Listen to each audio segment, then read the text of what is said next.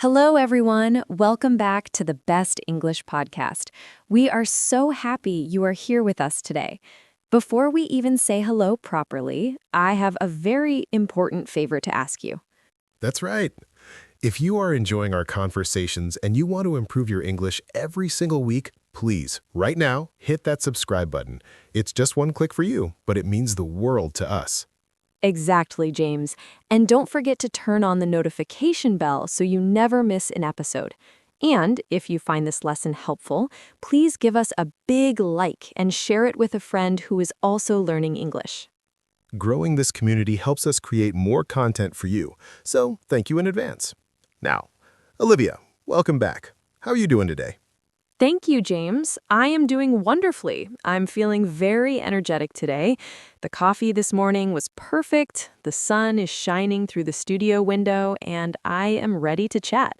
How about you? How is your week going? Oh, I can't complain. I'm feeling pretty good.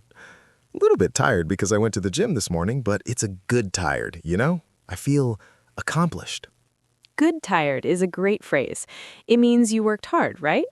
Exactly. I set a goal to go to the gym 4 times this week, and today was day 4, so I feel proud. Wow, look at you. That is actually the perfect transition into our topic today. James, what are we talking about? Today, we are talking about goals, how to talk about your future, your dreams, your plans, and your ambitions in English. This is such a huge topic. Everyone, and I mean everyone, has to talk about this. Whether you are at a job interview, on a first date, or just chatting with friends at a coffee shop, people always ask, "What are your plans?" That's right. And in English, there are so many ways to express this. It's not just about saying, I will. There's emotion involved. There's uncertainty. There's determination. We want to help our listeners sound natural, not like a robot. Exactly. No robots allowed here. We want you to sound fluent and friendly. So, James, when you hear the word goal, what is the first thing that pops into your head? Honestly, I think of a mountain. A mountain? Really? Tell me more about that. Yeah, like a goal is the top of the mountain. It's beautiful up there, but the climb is hard. You have to sweat, you might trip, you might get tired, but you keep looking up at the peak. That is such a beautiful metaphor, James. I love that.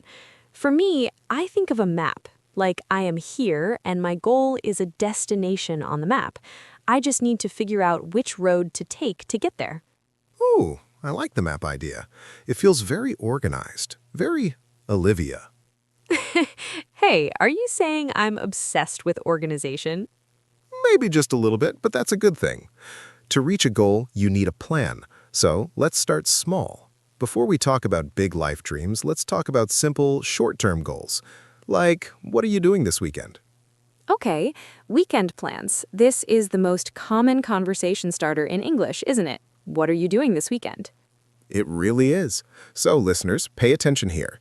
Olivia, what is the grammar we use for this? Well, for plans we have already made, things we have scheduled, we often use the present continuous tense, even though it is for the future. Right. So you wouldn't just say, I will visit my mom. What would you say? I would say, I am visiting my mom this Saturday. It sounds more definite. It's a fixed plan. I am visiting. Perfect. So, Olivia, for real, what are you doing this weekend? Well, on Saturday morning, I am meeting my sister for brunch. We're trying a new pancake place downtown. I've heard their blueberry pancakes are legendary. Legendary pancakes. Count me in. You are welcome to join. So I am meeting her at 10 a.m. Then in the afternoon, I am taking my dog to the groomer. He needs a haircut badly. He looks like a little fluffy sheep right now. Poor dog. So, you notice Olivia used I am meeting and I am taking. She didn't use will. Right, because these are appointments. They are on my calendar. What about you, James? Do you have fixed plans? Yes and no. On Sunday, I'm playing football with my old university friends. We do it every month, so that is fixed. But for Saturday, I don't have a solid plan yet. Ah, so when you don't have a solid plan, what grammar do we use? That is when we use I might or I think I'll. It shows possibility, not certainty.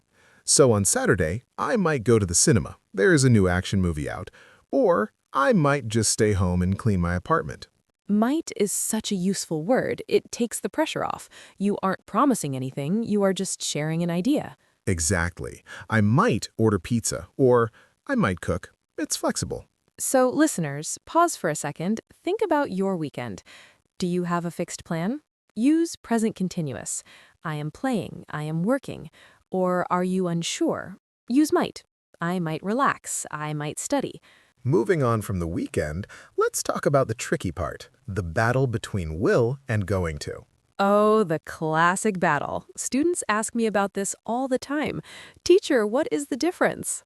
And honestly, native speakers break the rules sometimes, but there's a general feeling for each one, right? Yes, let's try to make it simple. Going to is usually for a plan you thought about before speaking. You have an intention. Right. Like, I'm going to buy a new car next year. I have decided this already. I'm saving money. It is a plan. Exactly. But will is often for a decision you make right now, in the moment, or for a promise. Can we do a role play to show this? Let's do it. Okay, imagine we are at a restaurant. Okay. I'm looking at the menu. Everything looks good. Olivia, what are you having? I think I'm going to have the salad. I decided that before we came in because I'm trying to be healthy. See? She used going to because she decided earlier. Now for me, Oh, look, they have a special burger. Okay, I will take the burger. Did you see that? He decided right now. Boom. I will take. It's spontaneous. Also, we use will for offers of help, right? Yes, imagine I am carrying a heavy box. Oh, this is so heavy. I will help you with that, Olivia. Ideally, you would actually help me, not just say it. I would. I'm a gentleman. But yes, I will help. I will get the door. It's immediate. So, talking about goals, usually goals are things we have thought about, so we use going to a lot. I am going to learn Spanish. I am going to get a promotion. However, native speakers are lazy. We don't always say going to. What do we say, Olivia? We say gonna. I'm gonna travel. It's very informal, but very natural. Yes, in a job interview, say going to. With your friends, gonna is perfectly fine. Okay, let's go deeper. Let's talk about New Year's resolutions or just big life changes. This is where the emotion comes in. Oh, I love this topic. A resolution is a promise you make to yourself to improve something, right? Exactly. But statistics show that most people quit their resolutions by February. That is sad, but true. Why do you think that is? I think people set goals that are too big. They say, I'm going to run a marathon, but they have never run a mile in their life. Right. They set themselves up for failure. So, how do we talk about these struggles in English? We use words like stick to it or give up. Stick to it is a great phrasal verb. It means to continue doing something even when it is hard. Like glue, you stick to the plan. So, James, tell me about a goal you struggled to stick to. Be honest. Oh boy, okay. Last year, I said, I am going to learn how to play the guitar. Oh, really? That's a cool goal. It is. I bought a guitar, I bought a book, I learned 3 chords, and then life happened. I got busy, my fingers hurt, and I gave up. Ah, James, that happens. You lost motivation. I did. I lost motivation. It's sitting in the corner of my room gathering dust now. It's quite sad. What about you? Have you ever given up on a goal? Definitely. I tried to go vegetarian once. I said, I am going to stop eating meat. How long did that last? About 3 days. Then I walked past a barbecue restaurant and smelled the steak, and that was the end of my vegetarian career. The smell got you. But you know, talking about why we fail is actually a great way to bond with people. It shows we're human. Absolutely. If you tell someone, I tried to learn English, but I quit, and then you say, but now I am trying again, that is a powerful story. That brings up a great word, determination. Yes, determination. It means you don't stop, you keep going. Listeners, we know learning English is hard. Sometimes you want to give up, but we admire your determination. The fact that you were listening to this long podcast shows you were determined. It really does. You are sticking to it. Now, let's shift gears a little bit. Let's talk about the fun stuff, the bucket list. Ooh, the bucket list. Can you explain what that is for anyone who might not know? Sure. A bucket list is a list of things you want to do before you kick the bucket, which is a slang way of saying before you die. It sounds a bit morbid, but it's actually very positive. It's a list of dreams. Exactly. It's the ultimate I want to list. So, Olivia, what is number 1 on your bucket list? Number 1. Wow, that is tough. I think I really want to see the Northern Lights, the Aurora Borealis. Oh, that is a classic. Why that one? It just looks so magical. Green and purple lights dancing in the sky. I want to go to Iceland or Norway, stay in a glass igloo and just watch the sky. I think I would cry. You would cry? I think so. It would be so emotional. I would be overwhelmed by the beauty. What about you? What is on your bucket list? Mine is a bit more dangerous. Dangerous? Oh no, what is it? I want to go skydiving. James, jumping out of a plane? Are you crazy? Maybe a little, but I want to feel that rush, falling through the clouds, seeing the world from above. I think it would be terrifying, but also exhilarating. Exhilarating. That is a great word. It means very exciting and happy. Yes, but I haven't done it yet because, well, I'm also a little bit chicken.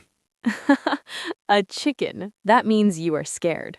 I am talking big. But when the door of the plane opens, I might scream. I would definitely scream, but that's the beauty of goals. They push us out of our comfort zone. Comfort zone, that is another key phrase. Your comfort zone is where you feel safe. Growth happens when you leave your comfort zone. That is so true. Speaking English is stepping out of your comfort zone. It feels scary, right? You might make a mistake, you might feel silly, but that is how you grow. Exactly.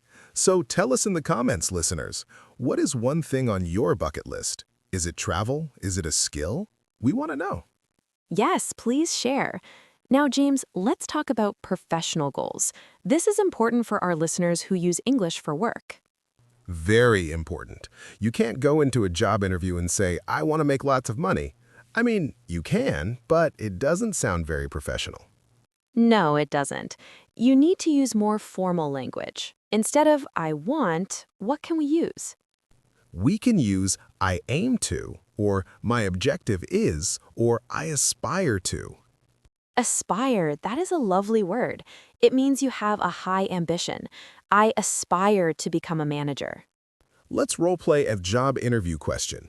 This is the most famous question in history. Where do you see yourself in 5 years? Oh, I dread that question. But okay, let's do it. I will be the interviewer. Ready? Ready. Fixes tie. Okay. So, James, tell me, where do you see yourself in 5 years? Well, Olivia, in 5 years, I aim to have developed my skills in project management. I hope to be leading a small team and contributing to the strategic growth of this company. Wow, you are hired. That sounded very smooth. Thank you. Notice I used I aim to and I hope to be leading. I didn't say I will be the boss. That sounds arrogant. Right. You focused on growth and contribution. That is T. What if you don't know? Is it okay to say you don't know? I think so. Honesty is good. You could say, I am not 100% sure of the specific role, but I know I want to be in an environment where I am learning every day. That is a great answer. It shows you are open-minded and eager to learn. Eager, that means very enthusiastic. I am eager to learn. Another common phrase for professional goals is climbing the ladder. The corporate ladder, meaning starting at the bottom and moving up to the top. Some people want to climb the ladder fast. Some people are happy on the rung they're on, and that is okay too. Definitely, not everyone wants to be the CEO. Success looks different for everyone. That is a really important point, Olivia. Success is subjective. For some people, a goal is, I want to buy a Ferrari. For others, it's, I want to grow my own vegetables. I I think I'm in the vegetable group. Me too, probably. Though a Ferrari would be fun for a day. Maybe you can rent one. That can be a weekend plan. There we go. I might rent a Ferrari next Saturday. See how we recycled the grammar? I might. Let's talk about the process of achieving goals. Because talking about the result is easy. I want to be fluent in English, but talking about the process is where the real conversation happens. True, the how. We often use words like steps, milestones, and deadline. A deadline is the time you must finish something. I have a deadline next Friday. And milestones are small victories along the way. If your goal is to run a marathon, running your first 5K is a milestone. It's important to celebrate those milestones. Listeners, if you understand this podcast, that is a huge milestone. You should celebrate. Go eat a cookie. Yes, reward yourself. What helps you achieve goals, Olivia? Are you a list maker, a visualizer? I am definitely a list maker. I love checking things off. It gives me a rush of dopamine. Tick, done, tick, done. I'm the opposite. I need accountability. I need a friend to tell me, James, go to the gym. If I do it alone, I get lazy. So you need an accountability partner. Exactly. Someone to keep me on track. To keep someone on track means to make sure they don't get distracted. That is great advice for learning English too. Find a study buddy, an accountability partner. That's why we are here. We are your accountability partners. Yes, we are in this together. You know, James, sometimes goals change, and that is something people are afraid to talk about. Oh, absolutely. We feel like failures if we change our minds. But it's not failure, it's evolution. Maybe you wanted to be a doctor when you were 18, but now you are 30 and you want to be an artist. That is okay. How do we express that change in English? You could say, I had a change of heart. I love that phrase. I had a change of heart. It sounds so gentle. Or, I realized it wasn't for me. I studied law for 2 years, but I realized it wasn't for me. That is a perfectly valid sentence. It shows maturity. You know yourself better now. James, do you have any goals for this podcast? Oh, big goals. I dream of having listeners from every single country in the world. I want to build a global community of friends who support each other. That gives me goosebumps. That is a wonderful goal. What about you? I want to make English less scary. I want people to laugh while they learn. If someone laughs at my silly jokes, then I have achieved my goal. Well, I laugh at you jokes, Olivia. Even the bad ones. Especially the bad ones. Before we wrap up, let's throw in a few idioms about goals. Native speakers love idioms. Yes. Okay, here is one. The sky is the limit. Classic. It means there's no limit to what you can achieve. You can go as high as the sky. Here's another one. Get the ball rolling. I use this all the time at work. Let's get the ball rolling. It means let's start. Let's begin the process. And one more? How about keep your eyes on the prize? Good one. It means focus on the end result. Don't get distracted by the hard work right now. Remember the reward. Keep your eyes on the prize. So if you are tired of studying grammar, keep your eyes on the prize. Fluency, travel, new jobs, connecting with people. Exactly. The grammar is just the tool. Connection is the prize. James, this has been such an inspiring conversation. I feel like I need to go write down some new goals right now. Me too. I'm feeling pumped up. Pumped up. That means excited and ready for action.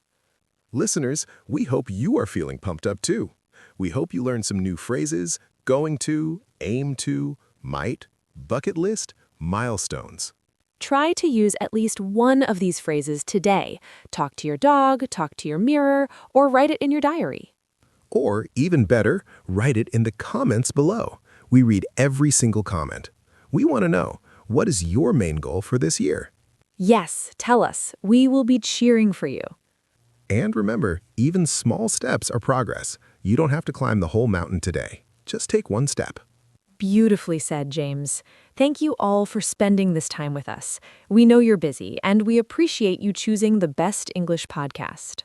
You guys are the best. Don't forget to like, subscribe, and share. It really helps us keep the ball rolling. See what he did there? He used the idiom. I couldn't resist. All right, everyone. Have a wonderful, productive, and goal-crushing week. Goal crushing. I like that. Bye, everyone. Keep talking, keep learning. Bye-bye. See you in the next episode. Wait, Olivia, are we actually going to get pancakes now? Because you mentioned pancakes earlier, and now I can't stop thinking about them. Yes, James, we can go get pancakes. That is my immediate goal. Perfect. Goal achieved. Bye, guys. Bye.